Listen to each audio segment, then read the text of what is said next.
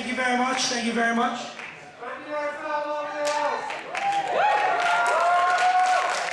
had a little bit of an issue with the bass, but that's okay. We're going to fix it. We have another amp. Howie, if you need to use that amp, go for it. Okay. I have a cable in my piano bag behind the stage. Sorry, guys.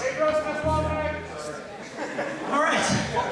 So welcome to Ties of the Moon W.I.S.E presentation. My name is Ben Yerso. We are Ties of the Moon. Chris and I have been working together in Ties of the Moon since the band was founded in May of 2012 as a folk metal project. Chris and I have been friends since the 2nd grade, and we have always had similar interests in musical tastes. Prior to Ties of the Moon, we began playing music together, the Merry Brothers of Funk. Finding a similar musical niche in our common love for folk metal, we decided to start a new band, and that was the beginning of Ties of the Moon. Originally, we were a 3-piece, and Mr. Ted Plotkin was our bass guitarist. But we were just jamming, fooling around with a few riffs, not really a serious musical project. But this year, for senior year, we decided to implement W.I.S.E as our senior experience project, using Ties of the Moon as our W.I.S.E project, and we began to practice weekly as a band. So, I'm Chris Olson, and Ben and I wrote, recorded, and performed music with Ties of the Moon as our W.I.S.E project. We originally didn't foresee the direction that the band was going to take. It kind of started as somewhat as a side project because Ben and I had so many different musical projects going on between the Merry Brothers of Funk and other things we'd be working on.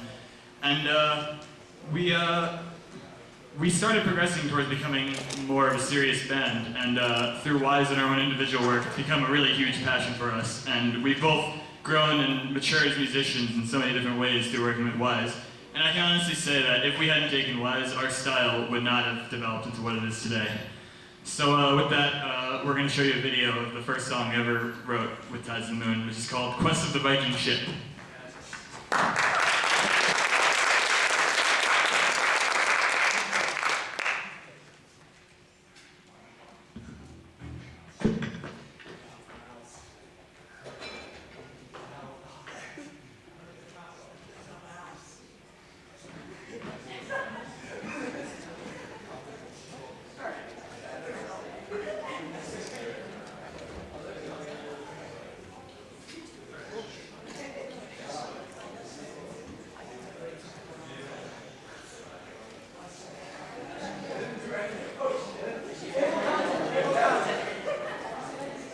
Yeah, clearly we're not really computer people.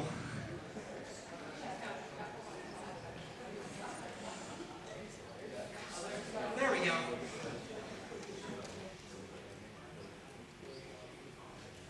Oh, man.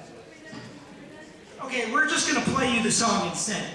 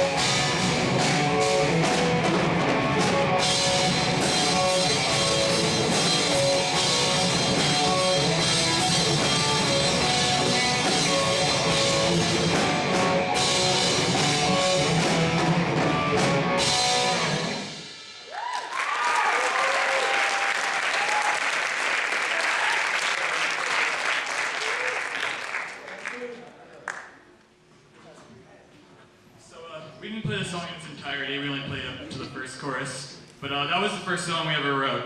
And I wrote most of it on my own before we'd even created the band. So I don't really consider it up to par with most of my other songs, since it was so long ago. It was really the first thing we worked on, and the reason I brought it to Ben was so we had something to play, just build some chemistry and get used to playing with each other. So it's a typical, somewhat generic metal song, but despite its simplicity, it's really technically challenging. Like, when I came up with it, I couldn't even come close to playing it anywhere near full speed, and I still struggle to play it today. It's really hard. But I've always felt that my creativity and my writing ability really far surpasses my actual skill at playing guitar, which it often leads to me writing things that I actually can't play.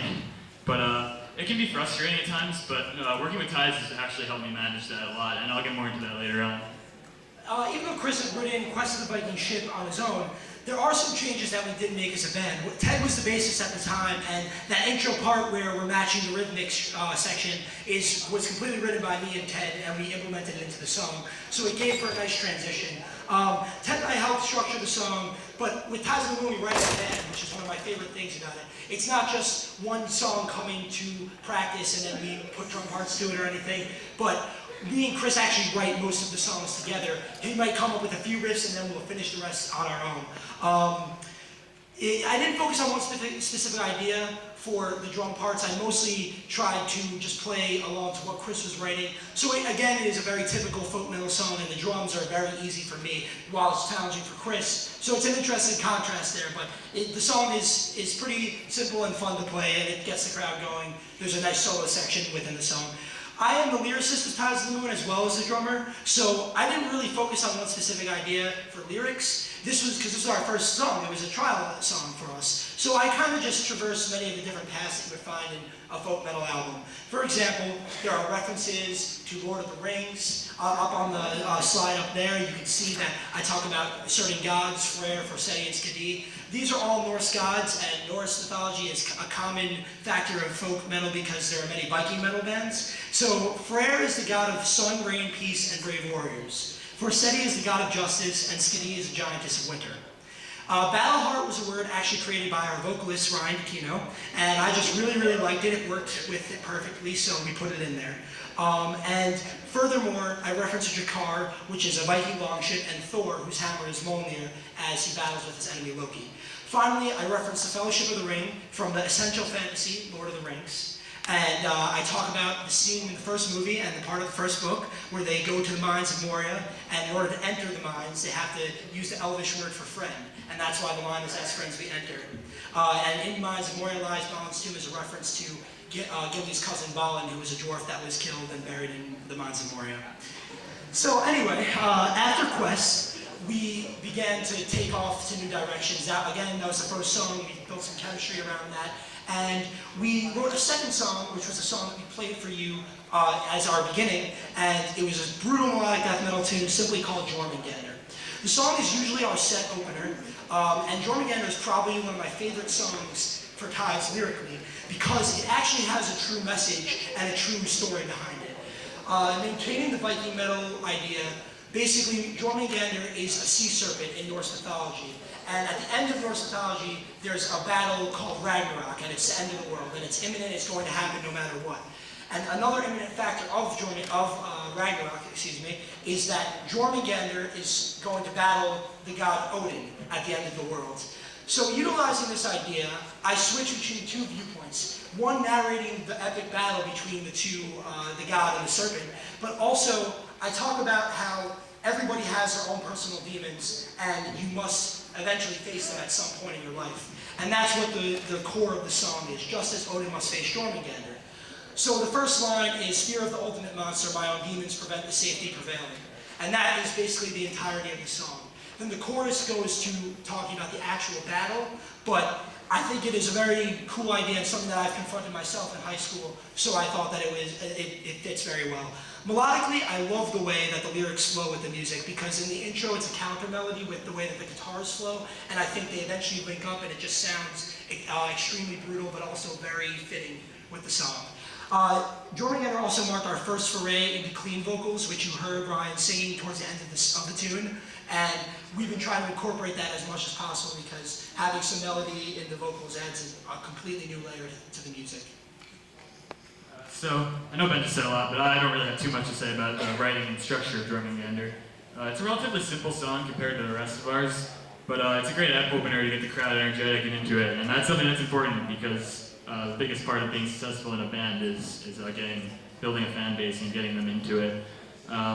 So it was another song that I wrote almost entirely on my own, but we did come up with some of the parts at practice as well. And I also wrote most of it before we created Tides. So it was mostly an individual process too.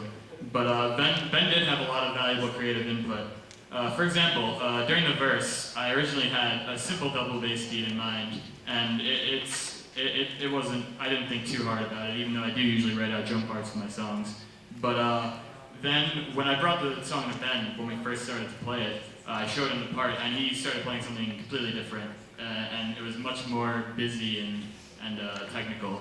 And that made me realize how much the drum parts can really drive a song, because when you have something that a melody or a guitar part or something, or any combination of instruments, all you have to do is change the rhythm of the drums, and you can have a part with a completely different feel. And that marked the beginning of how we started to write more as a group and move away from the individual process of working on our own and then bringing it together at practice. And that is a big part of being in Tides. So I'm just going to take a moment to show you what a couple of the terms that we're going to be talking about as we progress through our presentation are for drums. So just give me 1 second to get up behind the drum set.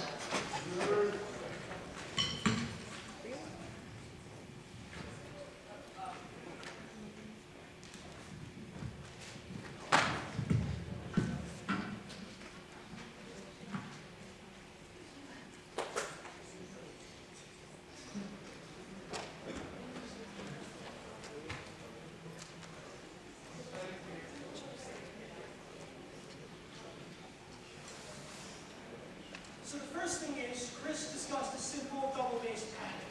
So a double bass is the 2 bass pedals, and a normal metal beat is just something like this. So that's just a simple double bass pattern where you're playing 16 notes on the double bass pedal and rhythmically following the strumming of the guitar. So when I heard drumming again, what I did was I tried to follow what Chris was doing, and that's where this came from.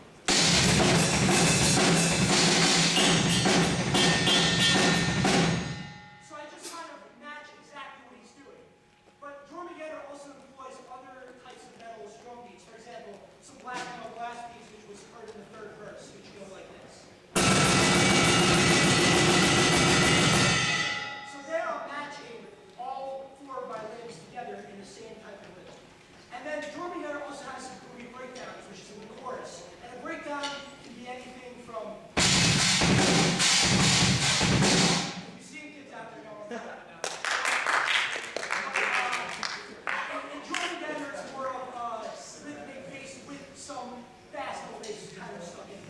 So I just wanted you guys to understand exactly what we're saying when we do say terms like that.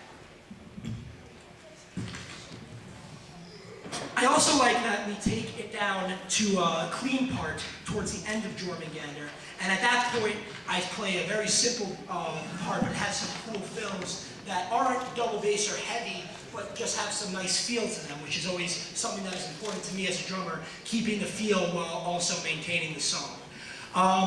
So after we wrote Drumming Meander, the band began to fly. This was back in the early days of school in September, and we had a lot of changes that came about. So Ted Plockett, our bassist, quit the band on terms of musical difference and time constraints.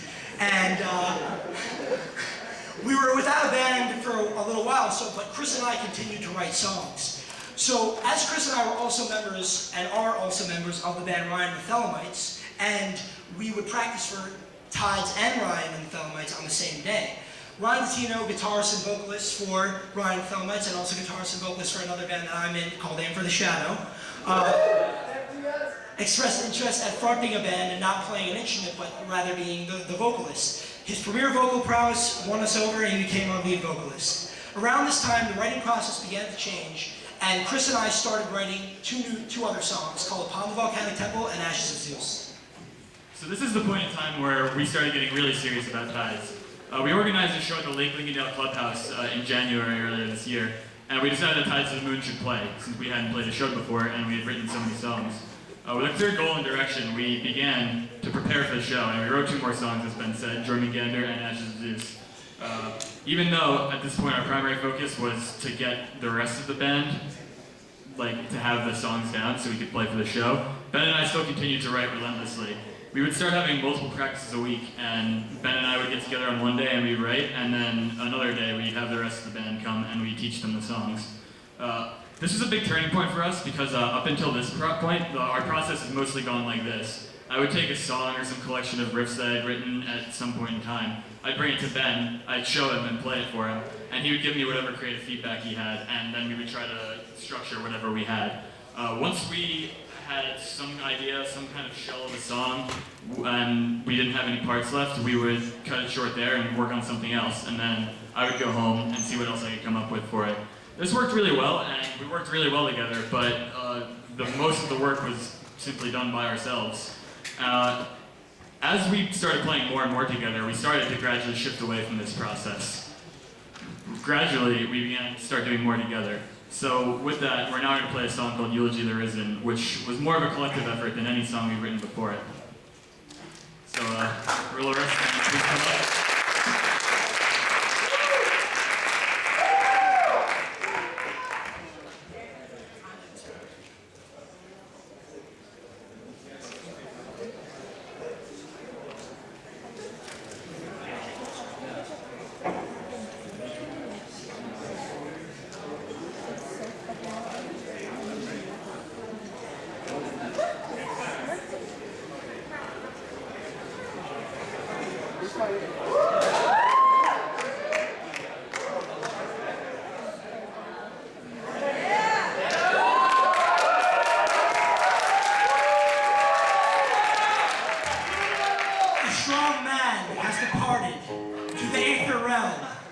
We praise him for his bravery, camaraderie, and valor. We know that Haldern shall reside in Valhalla. Praise Haldern. Hear, hear!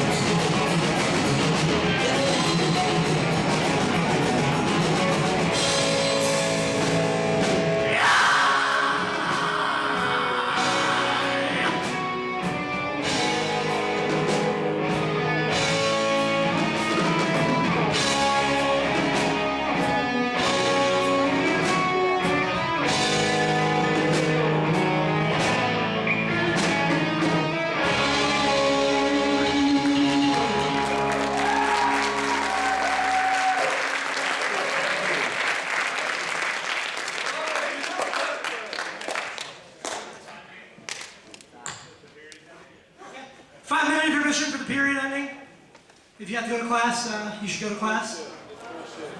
Oh, wow. Annie? Yeah, my mom works with Thank you guys for sticking around, those of you who did. Welcome to those who just showed up. What's up, Chris? Nice to meet you. So, Annie. You I should have hope joined you the guys wrestling enjoyed team. the You would have known your eulogy. I name. know it's a little not as fresh because we took a little intermission, but Eulogy of the Risen I'm going to leave. What? was the fourth song that we ever wrote, and it marked a huge change in the band because Chris brought the first three riffs to the table, and other than that, we wrote the rest of the song entirely together.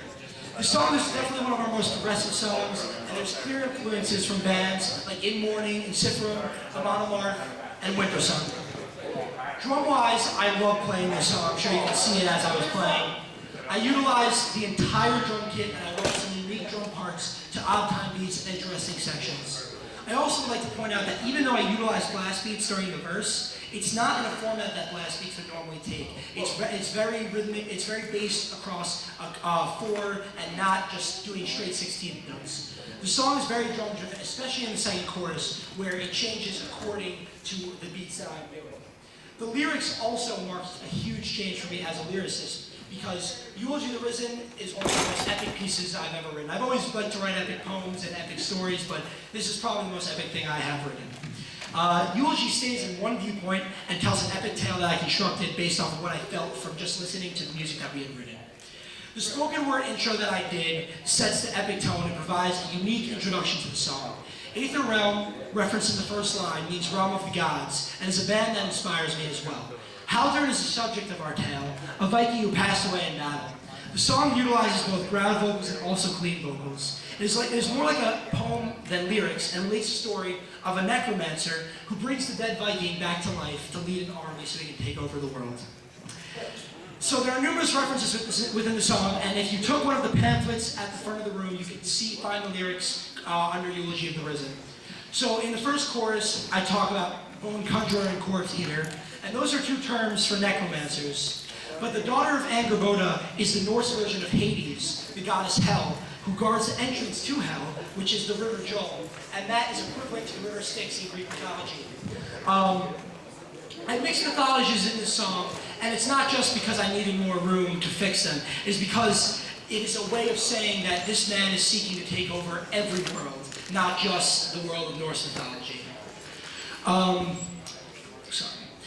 In the second verse, I discuss Nazareth, which is used to say that Christianity has implicated many wars, and this is discussing a war from a Viking. And Yggdrasil is the tree of eternal birth in Norse mythology. However, at the end of the second verse, the necromancer realizes that Haldern is too powerful, and the zombie that he has created, he has summoned a demon. If Haldern destroys Yggdrasil, all life will be destroyed. The necromancer has a change of heart in this instant and must use a different invocation than he did to raise the dead to defeat his former general. And that's where the lyrics say, "My former enemies have become allies." The power metal section arrives, and this is probably one of my crowning vocal melodies. It describes the necromancer's transformation into the sentinel against destruction.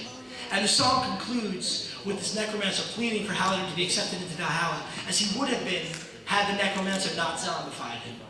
Meanwhile, he laments his new body, for he shall never be allowed to pass out of this life. When we, as Tides, make a music video, we're going to be making it to Eulogy of the Risen. So as we both said before, Ben and I worked on this song together much more than we had previously with any of our other songs. I wrote the intro, verse, and first chorus on my own, but besides that, we've written the rest of the song at our practices as a band, or really with just me and Ben. Obviously, it's difficult to write a song as a drummer since drums are a melodic instrument, but Ben was the only other creative member, or the only other member of the band who had any creative input, so there weren't too many different songwriters in the band, but nonetheless, his creative input was still invaluable, and it's critical to our style. A great example of how his input has shaped our songs is in the second chorus of Eulogy of the Risen. The part. It's hard to, we have trouble explaining it to each other at band practice even. Yeah. But the second chorus is very driven by the drums. I start off with a beat that fits right over it and then go into the disco feel, and then it moves into following this rhythm guitar part, which Chris will. Yeah. So, anyway, I've always written out scores of all of my songs in Guitar Pro, which is a program where you can where you write out tablature or sheet music and it can play it back to you and you can look at it and look at all the parts. And I write out the bass and drum parts as well because I like to have an idea of something close to what the finished song will sound like with all the instruments. So when I wrote the drum part for the second chorus, I didn't think too much about it. I was just like, okay, it's going to be some typical metal beat, something like that, and maybe Ben will make it more interesting. But then when I showed the part to Ben for the first time and he started playing along to it, he started playing something totally different than that. He started playing a much slower, groovier, kind of disco-esque beat, and that inspired me to write kind of a pentatonic and bluesy rhythm guitar part to go along with it, which created a really cool counter melody and ended up making the part sound really cool. And before I knew it, once I showed Ben this part, we had a version of the riff that was completely different than my original vision of it. And that just goes to show how beneficial writing as a group can be, and having multiple people inputting their creativity. Because one person, or you're bound to repeat the same, you're bound to develop your own style and repeat things that you've done before in the past. So having other people that contribute can really improve a band's songwriting. Aside from that, the song is one of the more challenging songs that we've written. The guitar part, in particular, it hops all over around the neck and it's pretty difficult. And the chorus is very fast and alternates between measures of 4/4 and 7/8. It took us a really long time to get this song down as a band. And as we started to write harder songs, a new challenge was introduced, which was actually sitting down for hours and just practicing and being able to play it. Obviously, this could be pretty frustrating, but there's only one solution, and it's to sit down and just practice, and practice more. And that's something I love about this band, because it's constantly tested my patience and my dedication, and it's pushed me to improve and play even more than I ever have.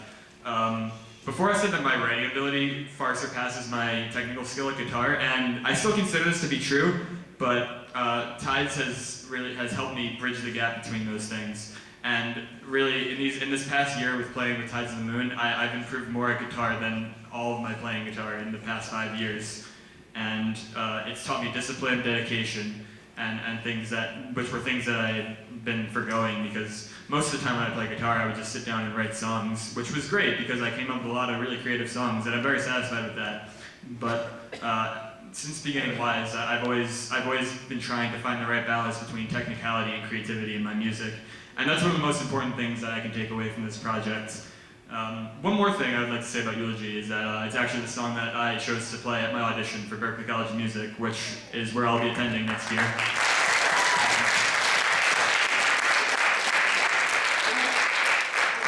Along the lines of that, I'll be attending Northeastern University next year, and so Chris and I will be right near each other. Thank you very much. So Chris and I will be able to continue Tides as a full-time project. We're hoping to try to send our music out to a record label and get signed.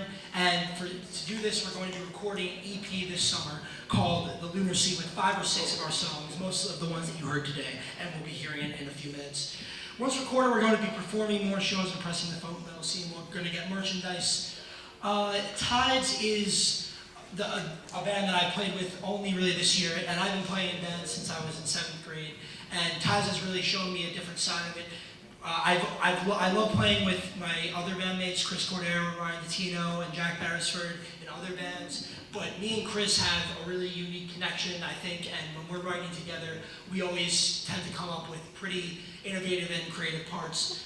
Chris is my musical brother, and this year has been a great experience to be in W.I.S.E. We've been doing W.I.S.E. since the beginning of the year, even though W.I.S.E. starts in January. We've been practicing since September, so we have come a really long way. And now we're going to play you the title track of our EP, The Lunar Sea.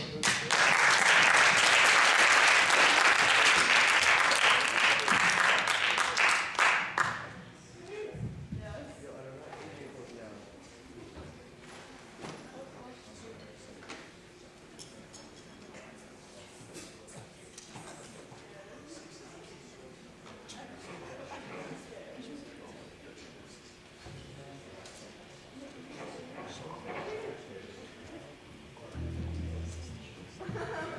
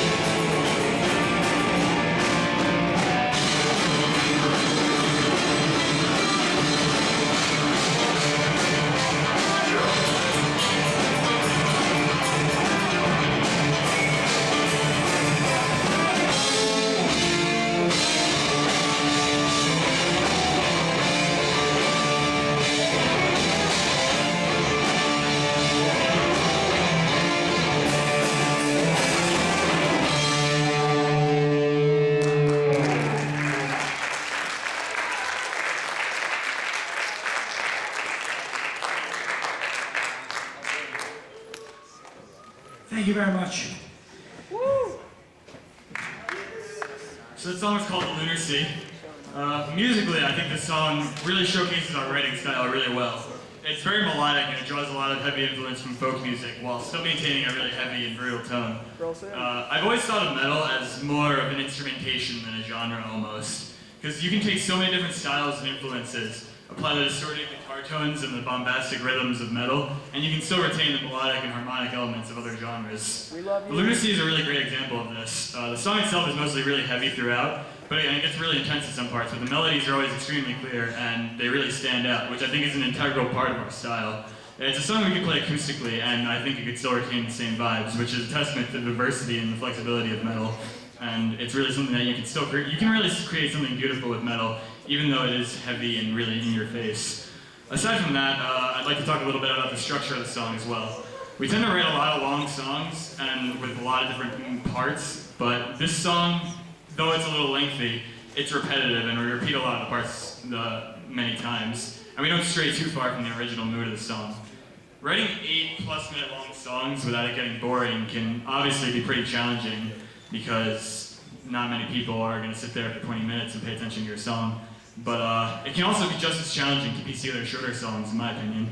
A lot of musicians underestimate the power of song structure. That is, how many times a part is played, how many times they're repeated, which part comes after which, etc. And when you have a collection of parts for a song, I find that it helps immensely to just sit there for a while and think about all the different ways you can arrange them, all the different ways you can transition from part to part, and the way they can be played into each other.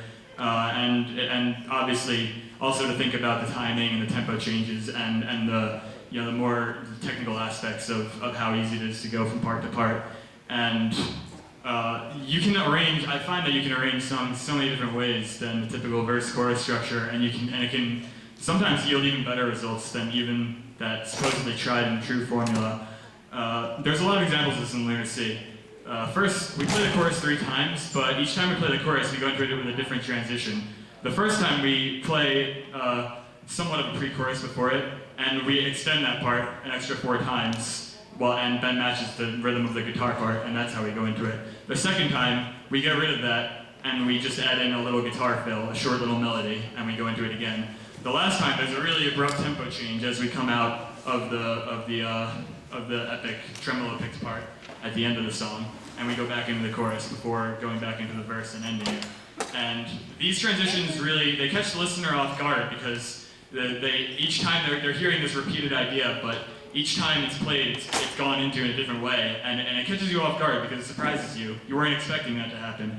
And these things, I find, really can really make a song more interesting because you can use this to manipulate people and they may not even realize it because even though they're hearing the same part again and again, there's ways to keep it fresh because there is other ways you can implement them. Another thing we do is in the chorus, when we actually play the chorus, we play it twice, very fast and heavy, and then the third time we slow down and Ben plays a much slower beat and there's clean vocals sung over it. The first time we play 2 heavy, then 1 clean, and then 1 heavy again. And the second time we play it 2 times heavy and 2 times clean. And the last time we play it, we just only play it 2 times heavy. That's another example of just subtle things you can do to keep a song interesting, because you need to be able to make a song flow, but you also want to be able to use these things to manipulate people's emotions, because you can just do it subconsciously. And being able to make a song flow while incorporating techniques like this can go a long way in good songwriting. Also, as we've written more and more songs, this is just something I've become to pay more attention to, and it's a really valuable lesson that I've learned from working with Tides and working in W.I.S.E. So, hand it off to Ben now. The Lunar Sea is probably the song that defines Tides of the Moon sound. Every band has their own sound, and while we take a lot from our influences, we have developed our own sound as we've written more and more songs. Chris came to me with, again, 3 main sections of the song, just like Eulogy. But from there, we completely change the song. Dynamics are what Lunar Sea is about, where the drums really drive the tune, and there's so many subtle little things, as Chris is telling you, that we do to make it change. Lyrically, Lunacy is one of the more fun songs because being in a folk metal band, while I do deal with many serious topics, one of our upcoming songs deals with the environmental issues that we've caused. I talked about the personal demons. We have gone through many epic battles. But there's one fun thing that we like to do as a band, and that is we each have an immortal persona, being in a folk metal band. We've taken on the name and the persona of a certain god or goddess from any mythology that you would like to choose. So, my name is Lord Paranus, who is the Celtic god of thunder and storms. Chris is Lord Aegir, the Norse god of the sea. Ryan is Lord Malphus, and he is a general of hell. Jack is Lord Anguta, who is the Inuit gatherer of the dead. And Adam Howie is Lord Jorgenthander, which is just a name we made up. So the Lunacy utilizes these personas and tells the metaphoric tale of how Tides of the Moon came to be. On our Facebook page, the band biography, which can be seen right up here, says, Taranis, Lord of Thunder and the Storm God, came together with Aegir, Lord of the Sea. They grabbed Mani, which is magic, with their bare hands and bore him to an underwater prison. The earth descended into eternal darkness, and Mani fought to free himself. But they had only kidnapped him to make an agreement between the Mani, Niflheimer, which is the land of ice and snow that we live upon, and the skies. In this combination, a lunar sea would be created.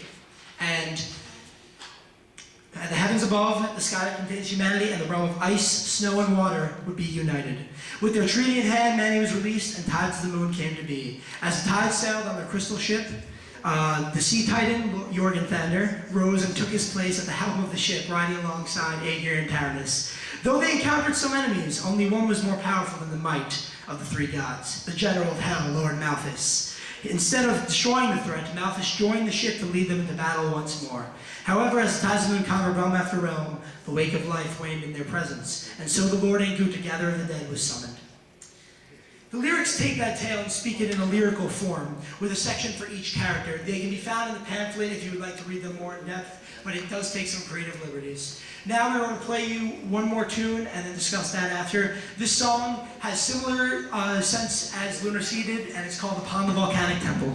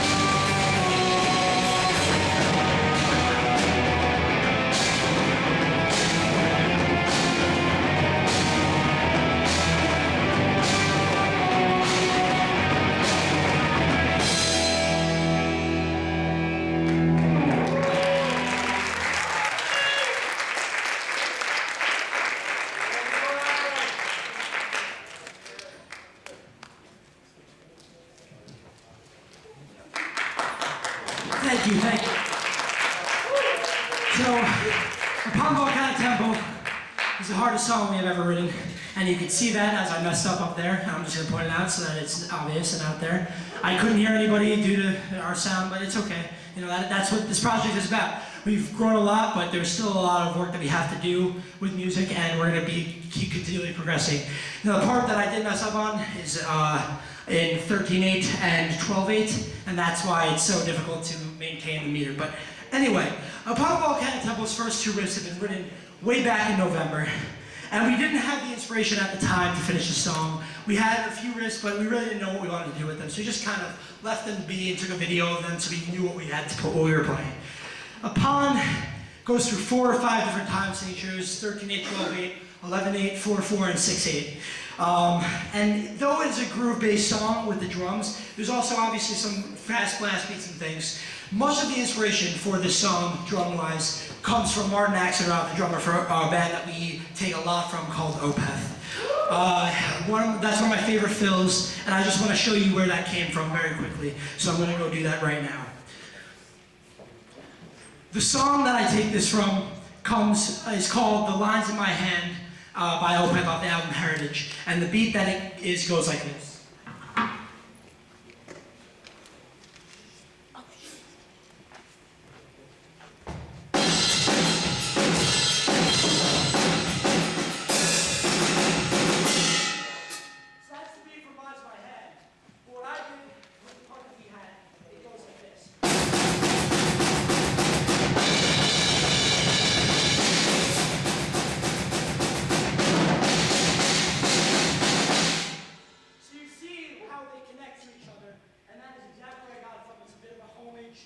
One of our favorite bands, and it added a cool fill that wasn't just going to be the same as many of the other fills that we normally use. Lyrically, this song is an interesting one. It's called Upon the Volcanic Temple because the first riff that Chris ever played for me reminded me of a volcano for some reason. So I just took that and made up a sick term. I thought it was sick. I called it Upon the Volcanic Temple. I based it off of a Mexican myth from Mexican mythology about how Mexico's 2 volcanoes came to be. The tale is of a peasant named Popoca, and Popoca falls in love with a royal woman named Mixtilly. Mixtilly also falls in love with Popoca, and it's another typical one of these, the Prince and the Pauper story kind of ideas. Basically, in order for them to be accepted in their love, they have to, Popoca must become royalty. So Popoca goes off to war, and if he wins the war, he becomes Caballero Aguila, which is like the highest Mexican title at the time. So while he's gone, this evil man who wants Mixtilly for himself tells Mixtilly that Popoca is dead. So what does she do? She goes home and kills herself. So she kills herself because she can't stand to live without the love of her life. But when Popoca returns, he's horrified and so upset, and he thinks he can revive her, so he goes and buries her in the snow up in the mountains. What then happens is he waits there until she wakes up, and she doesn't wake up, and he freezes and also dies. So then the 2 of them are just up there in the mountains, buried in the snow, and their bodies descend back to the earth, and they become the 2 volcanoes, the Sleeping Woman and the Smoking Mountain. The lyrics are based off that, but there's also another viewpoint in the song where it is a descendant of the 2, and he is being sacrificed according to Mayan tradition. So, Upon the Volcanic Temple is probably the song that I've written that I'm most proud of. It's about 8 minutes long, and there are numerous parts that are pretty complex and technical. Writing unusually long songs can be kind of tricky. Obviously, 20-minute epics, as I said before, can tend to get pretty boring. So I talked about W.I.S.E, and I talked about the challenges of writing shorter songs. This song was very challenging because it was very long, and I had so many contrasting ideas for it. Repeating the same choruses and verses for too long will obviously get boring because you're repeating the same part over and over. But if you just keep tacking on new part after new part, you just have a collection of riffs with no real direction. So it's important to find the right balance, and when you're writing long songs, it's even more important to employ good songwriting techniques.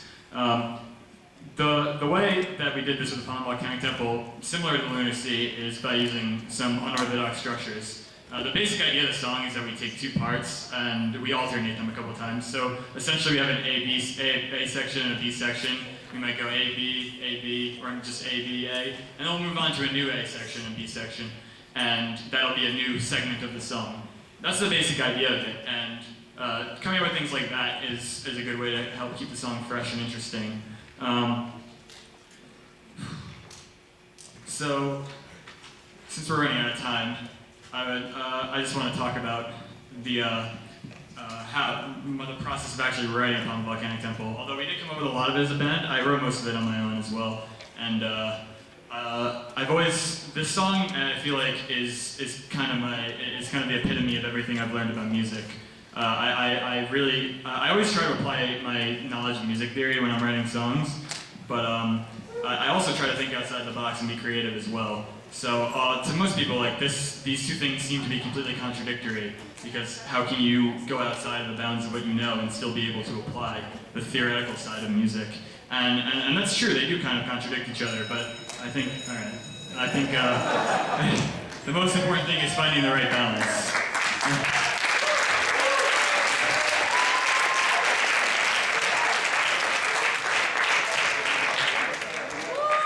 We just want to say a big thank you I want to say a big thank you to my mentor, Mr. Reynolds, to Ms. Ferraro and Mr. Murphy, the W.I.S.E coordinators. Thank you very much. To Ryan, Chris, and Ryan, Jack, and Howie, our band members. To Cole and Chris for helping us set up everything. Everyone that came today, thank you very much. I hope you enjoyed the presentation. And sorry for running out of time on you and taking up your rest of the